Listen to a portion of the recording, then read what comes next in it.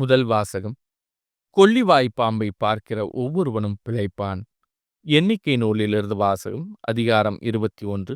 இறைவசனங்கள் 4 முதல் 9 முடிய. அந்நாள்களில் ஏதோம் நாட்டைச் சுற்றி போகும்படி ஓர் என்ற மலையிலிருந்து இஸ்ரேல் மக்கள் செங்கடல் சாலை வழியாக பயணப்பட்டனர். அவ்வழியை முன்னிட்டு மக்கள் பொறுமை இழந்தனர். மக்கள் கடவுளுக்கும் மோசேக்கும் எதிராக பேசினர். இந்த பாலை நிலத்தில் மாளும்படி எங்களை எகிப்திலிருந்து கொண்டு வந்தது ஏன்? இங்கு உணவுமில்லை, தண்ணீருமில்லை. அற்பமான இந்த உணவு எங்களுக்கு வெறுத்து போய்விட்டது என்றனர். உடனே ஆண்டவர் கொள்ளிவாய் பாம்புகளை மக்களிடையே அனுப்பினார்.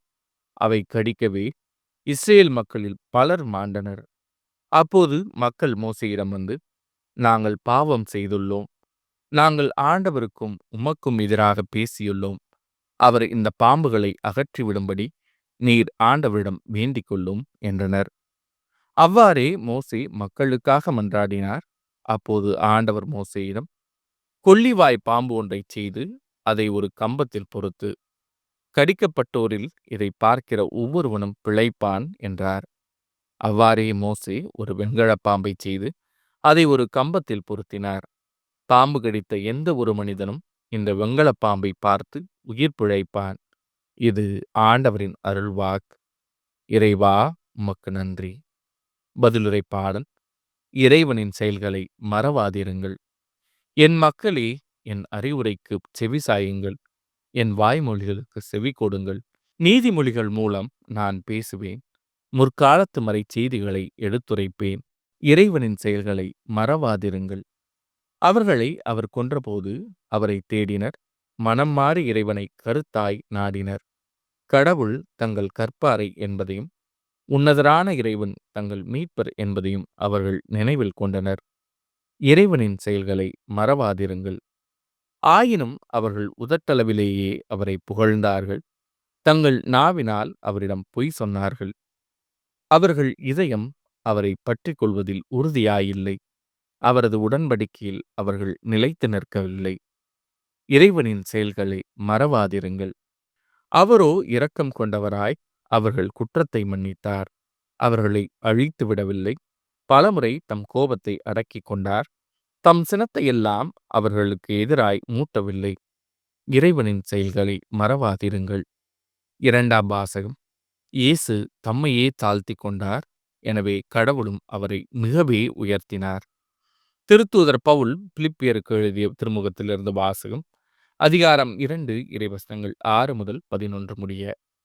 சகோதரர் சகோதரிகளே, கடவுள் வடிவில் விளங்கிய அவர் கடவுளுக்கு இணையாயிருக்கும் நிலையை வலிந்து பற்றி கொண்டிருக்க வேண்டியதொன்றாக கருதவில்லை. ஆனால் தம்மையே வெறுமையாக்கி அடிமையின் வடிவை ஏற்று மனிதருக்கு ஒப்பானார். மனித உறவில் தோன்றி சாவை ஏற்கும் அளவுக்கு, அதுவும் சிலுவைச் சாவையே ஏற்கும் அளவுக்கு கீழ்ப்படிந்து தம்மையே தாழ்த்தி கொண்டார். எனவே கடவுளும் அவரை மிகவே உயர்த்தி எப்பெயருக்கும் மேலான பெயரை அவருக்கு அருளினார். ஆகவே இயேசுவின் பெயருக்கு விண்ணவர், மன்னவர், கீழுலகோர் அனைவரும் மண்டியிடுவர்.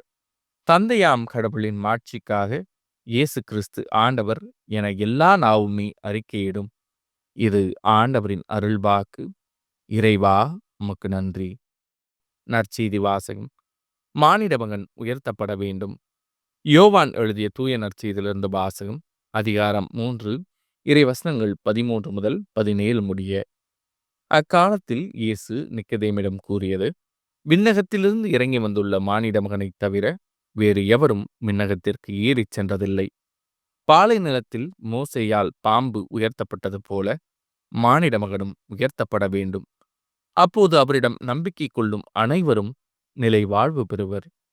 தம் ஒரே மகன் மீது நம்பிக்கை கொள்ளும் எவரும் அழியாமல் நிலை வாழ்வு பெறும் பொருட்டு அந்த மகனையே அழிக்கும் அளவுக்கு கடவுள் உலகின் மேல் அன்பு கூர்ந்தார். உலகிற்கு தண்டனை தீர்ப்பு அளிக்க அல்ல, தம் மகன் வழியாக அதை மீட்கவே கடவுள் அவரை உலகிற்கு அனுப்பினார். இது ஆண்டவரின் அருள்வாக்கு. கிறிஸ்துவே, உமக்கு புகழ்.